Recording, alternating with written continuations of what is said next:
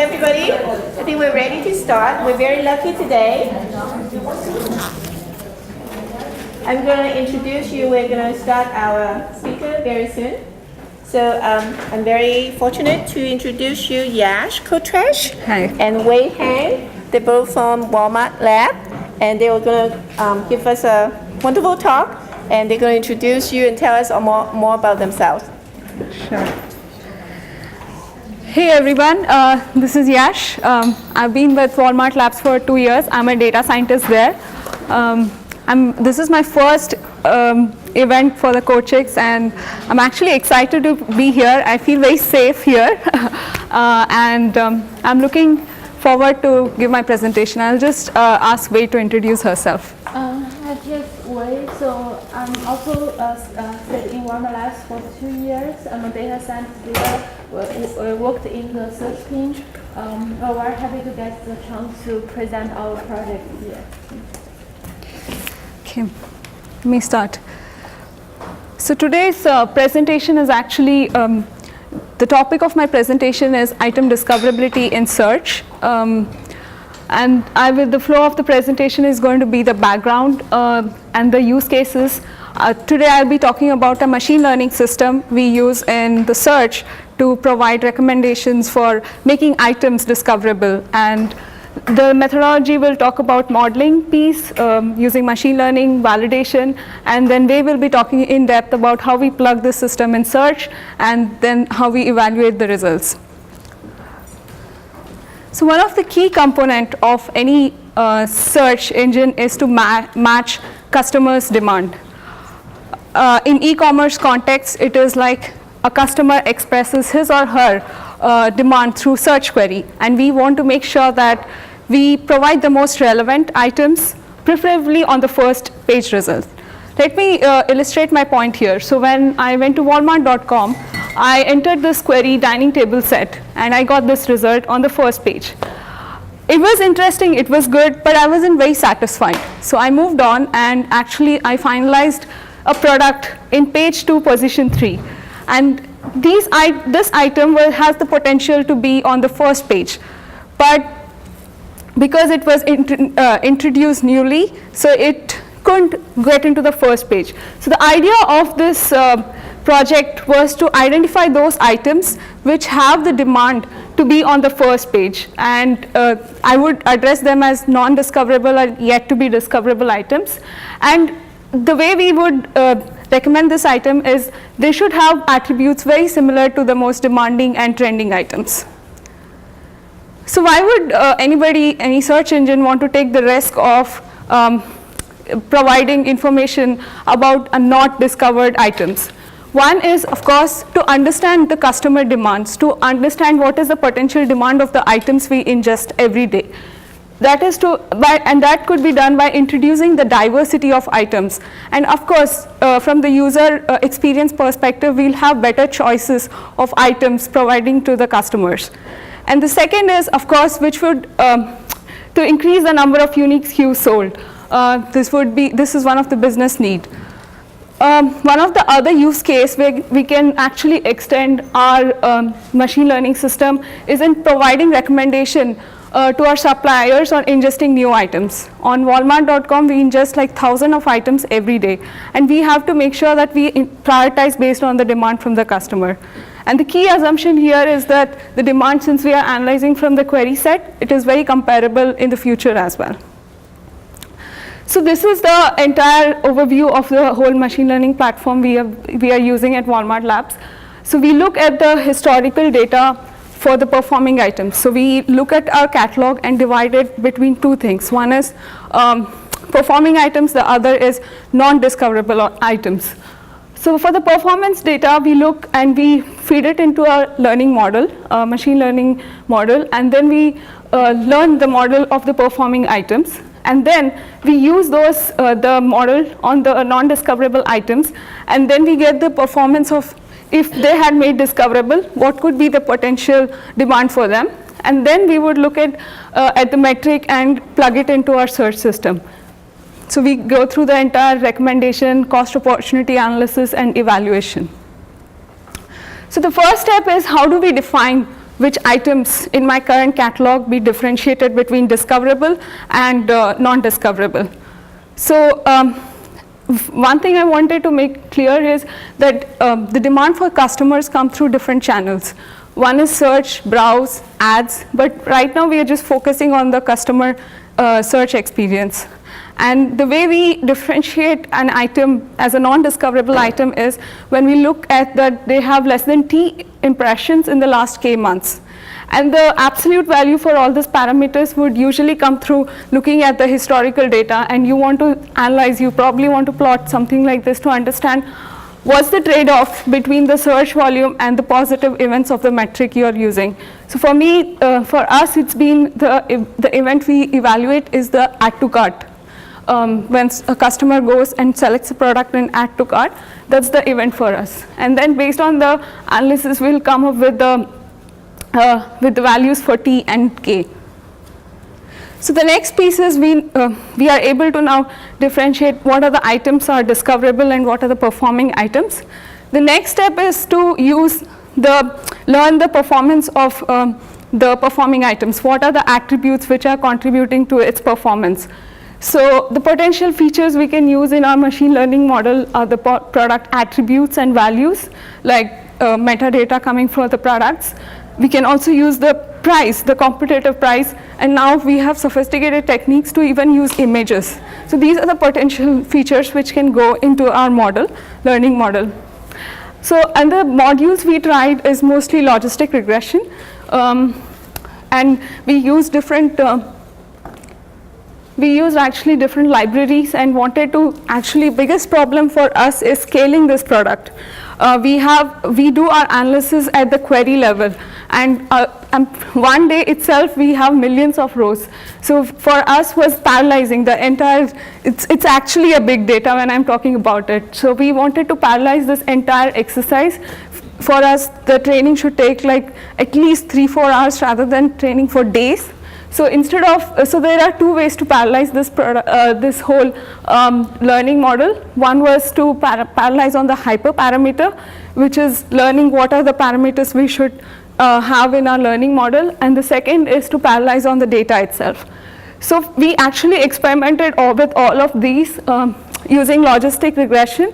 SGD classifier is a part of a logistic regression, but they use another optimization technique. It's called stochastic gradient descent. So we used all this, and finally we narrowed down that we were able to do well with the scikit-learn using logistic regression with weights, and we were better paralyzing the hyperparameter than on the data. So we use this to implement our model. So the next thing is, how do we validate? Once we have the training, we need to make sure that we are validating on a test set. So one thing, if I look just on a day's worth of data, there's a lot of seasonality and trend associated with the data for it to go into our testing. We won't get the good accuracy numbers. So the idea here is to choose a time frame which is sufficient enough to give us decent accuracy. Like for example, here the algorithm I followed for validation is I chose a time frame which is good, which is long enough for us to capture all the seasonality and trend. And so for example, here I took a week worth of data for my testing, and then I created bootstrap samples. So bootstrap is a very well-known technique of reducing noise and also variance in the data. So I had like n number of bootstrap samples. Then I made prediction on those samples and then got the accuracy numbers for them. And this is a plot which shows what is the accuracy number for that. So I have like n samples, and this is like for those n samples, what are my range of accuracy. So as you see, as we keep increasing our time frame, we could see that the accuracy is actually between 5%. But we want to make sure that we have a trade-off. We can't wait for a whole year to validate our data. So the time frame is like, I think here for the graph it's 2 weeks, and we could say that 80% of my data is actually within 20% of accuracy. So this was the validation step. So the next, once we have our model, we learned our model, we validated it, and we got good results of the model, we want to plug it in our search to make sure that it goes as a signal for discovering new items. So that will be taken care by Way.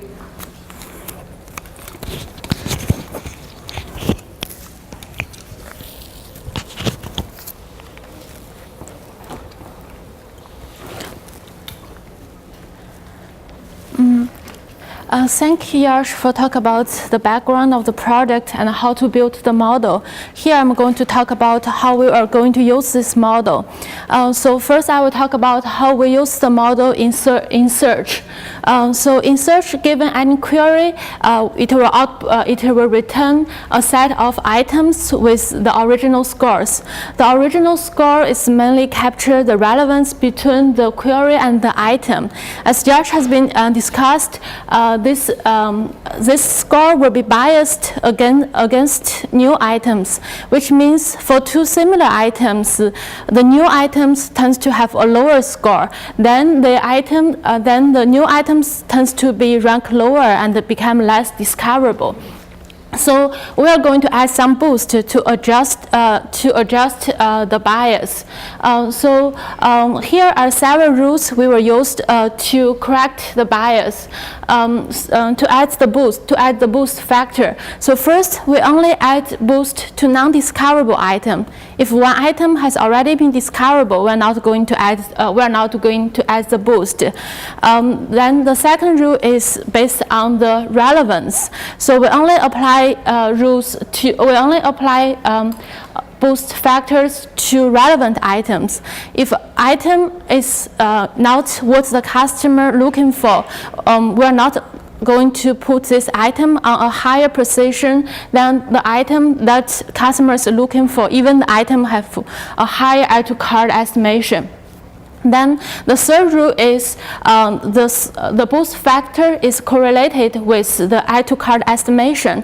If the item have a higher add to cart estimation, then we will give it a higher score. Let's take a look at this example. So a customer is searching for a 50-inch TV. Here are three items retrieved by the search engine with the original score of 1.7, 1.4, and 1.2. Let's check these three items. First, the first item has been purchased a lot and is discoverable, while the second and the third item are not discoverable. We're not going to add boost to the first item. Next, let's check about the second and the third item. The customer is looking for a 50-inch TV, while the second item is a 58-inch TV. The size of the TV customer looking for is different from the size of the TV of the second item. So we're not going to add the boost to this item. Then for the third item, this item is non-discoverable and relevant. Then we are going to add boost to this item. Here the score, the boost factor we add is 0.7. Then we get the final score. The final score is the sum of the original score and the boost. Then we get the final score, and the final precision is based on the final score. After adding the boost factor, the third item will be boosted to the first precision. Then this item, or more customer will be able to see this item, and this item could accumulate more impressions. Then the bias against new item will disappear for this item. This is one static methods. We can also have some stochastic methods. So multi-arm contextual bandit is a framework that naturally tackles the discoverability problem. So there are two aspects of a multi-arm bandit framework. One is exploitation, another is exploration. Exploitation refers to optimize the search engine based on the existing search result. Like in our situation, which means we show items that has been performed very good in the history. Explorations to show items that to acquire new knowledge. Which means like we have some items that potentially good but not historical good, then we can show these items to customers to test whether the customer really likes this item or not. The multi-arm bandit framework balance this exploitation and the exploration and to maximize the total value. However, you can imagine if there are only a small set of items, then the learning process could be very fast.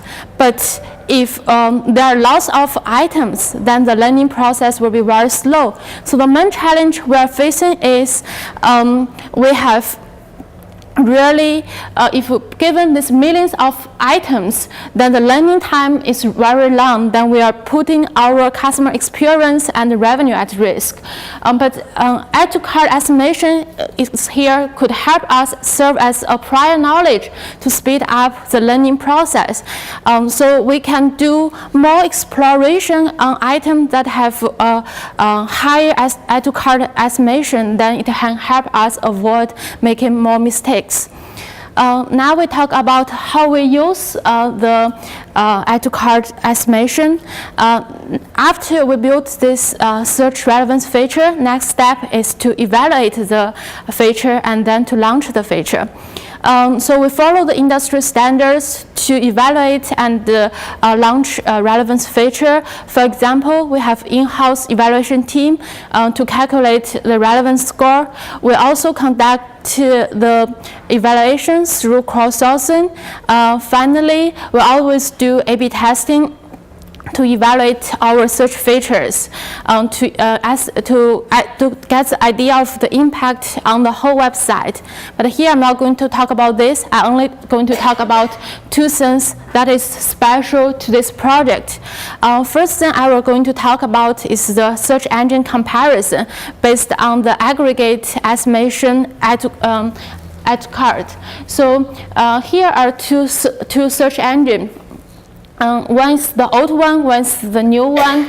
Then for each of them, you can get a list of items, and then you can get the add to cart estimation for each of these items. You aggregate this score, then you will get a cumulative aggregate estimate add to cart. So we compare these two scores and to see which one is better. So in this example, the new search engine is better for this query, and the aggregate estimate at cart rate is higher. What we are doing for the engine comparison is we not like look this by eyes, like one query by query. We build our tools to crawl a set of queries. We generate a representative sample of such queries, and then our tools will automatically crawl the results for this set of queries, and then we can get a report to say, okay, on which set of queries we have better add to cart estimation, which set of queries we have worse add to cart estimation. And this method is very low cost and fast feedback. It helps us during the development period of time, so we can quickly identify the issue and go back to the next round of development. Another thing we are using special to this project is SEO index. We use SEO index to quantify the diversity of items presented to the consumers over queries. SEO index is a concept from economics. So they use the SEO index to quantify the economic equality. Now we use this to quantify whether the impressions is distributed over item equally. So we long-term monitor this, use dashboard tools to make sure like our discoverability project is healthy over time. Okay, any questions? I have a couple of questions. So when you said item discoverability, how do you determine whether an item is discoverable in the first place? So actually this whole talk was about that. So one of the things is that actually if there's a whole system we have which is more scientifically designed to make sure that and validated to make sure that we get the best products to make items discoverable. But if I just have to give an overview, the system actually identify the items which are very much similar to the trending and demanding items. Their costs are comparable, the attributes they have share with the demanding items. So that would usually surface out to be made discoverable. So they would have not been discovered because they were newly introduced, they didn't have many clicks, or there were not many conversions, so they were newly introduced. So the idea is to put them forward so that it can meet the potential demand from the customers. Right. So how do you determine that this item needs a boost? Like, is because not enough people have clicked on it over time? Yes, so exactly. So when I say that, this is the slide where I say that, okay, we differentiate how do we find out which items are discoverable and which are not. That is, we look at the impressions. So if it is less than T impressions, we would say, okay, these items are not being discovered. Once we classify them, we put it in our system. Sorry, what is an impression? Search impression. So whenever a customer, Search results? yes, yeah, that's a search result. So when we are able to classify those items, we look at the non-discoverable items, and then it goes through a machine learning system, and then it will identify which are the items we could potentially boost them, and also give us what are the quantities we can boost on. Okay, and then my second question was the comparison, the old cart and the new cart. Yeah, that was in your slides. And you say this one's better than this one. How do we know, like, this one's better than that one? Are you going off the total estimation? Like, if the estimation cost is higher, then it's considered better? Yes, so this score is the probability, like customer adds this item to cart. So if the score is higher, that means it's higher probability the customer adds to cart. Yeah, Okay. yes, yeah.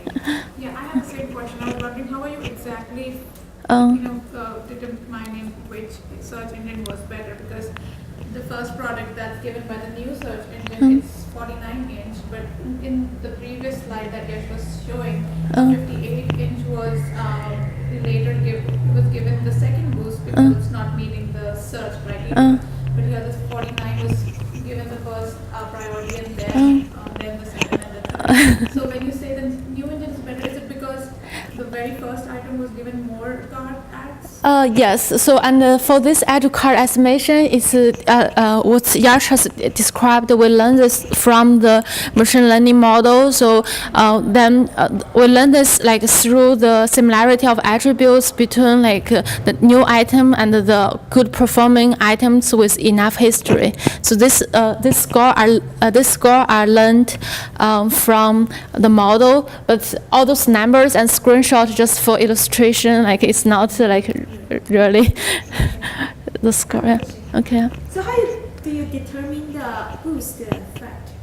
Oh, that's a good question, and this is it's a very important process in our search engine. So if you have like really, so this is also like trade-off between exploration and exploitation. If you have a really higher boost, then to go to the end of lots of exploration. If you have very lower boost, then you don't have enough effect. You go to the end of exploitation. So there are some trade-off, and we do have those kind of evaluation system to help us find the best trade-off. Yeah. And also the accuracy I'm sorry. Yeah. Sure. You said 80% of your items were meeting 20% of the accuracy. Yes, And that data was from the 2 weeks of... So that is something you can play around. We can't give you much details, but it's like a time frame. You choose, okay, a week, and then we see the add to carts, and we observe the add to carts, and that would be our test sample. And then because we are limited with the data we have, then we create the bootstrap samples, which you know the technique of bootstrap. It's like sampling with replacement, and we create samples so that we can reduce the noise, and then we know what's the true value of the add to carts or whatever the metric we have, and then we compare how are my predicted versus observed, and that's the accuracy number we get. So the idea here is that, as you can see, these are the all the green plus the blue are the total samples we have created in that time frame. So you can play around with, if you have a system, you can play around with the time frame and see that how the data is getting aggregated. Usually as we increase the time frame, we have seen that our accuracies get better, but it is very tough. If we implement this in our system, we can't wait for 1 year to find the accuracy. We would say, okay, let's gather the 2 weeks and see how our model is performing. You had a question? Yeah, I kind of had the same question. How do you trade off between the accuracy that you want for your model versus the time it takes? So how do you determine that, okay, in 1 week I'm getting, let's say, 50% accuracy, so it's good enough for me, I can just use this model? Or do you say, okay, I can train it for a longer period, let's say 2 weeks, then I might get, let's say, 60% accuracy, that's better? Yes, so I agree with that. So this is more like of a trade-off analysis, and this usually we have stakeholders with whom we work with. So we come up with the accuracy. Usually people are, when we have machine learning systems, at least with the ones I've played around, the accuracy we want is 80 to 90. 100% is over ambitious, and you don't want the system to learn everything. That's the ballpark number, and the time frame when we have to choose, we want to make sure that it's a lot narrower, because the idea is to productionalize the system. Once we productionalize, we want to evaluate how our model is doing. If we take a time frame of 6 months and say it is giving 90% accuracy, we can't wait for 6 months to evaluate our model. So we want to have the much narrower time frame and get the better accuracy. Anybody? Okay. If you guys have any questions, just grab us outside. Thank you.